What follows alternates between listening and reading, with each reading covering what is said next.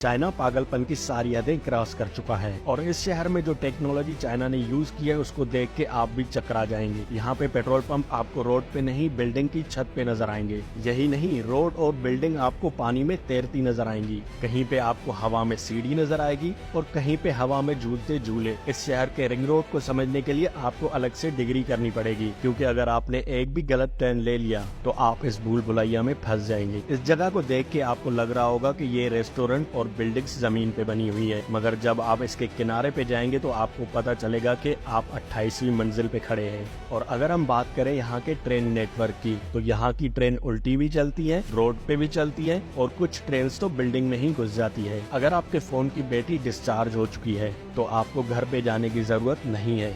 आपको रोड पे ही रखे हुए सोलर वायरलेस चार्जर मिल जाते हैं, वहाँ से आप मोबाइल को चार्ज कर सकते हैं। इस क्रेजी सिटी का नाम है चोंगकिंग। अब आप सोच रहे होंगे कि चाइना को इस तरह की ऊट पटांग चीजें बनाने की क्या जरूरत है, और उसका सीधा सा जवाब है इस शहर की पॉपुलेशन। इस शहर की पॉपुलेशन है अराउंड 31 मिलियन।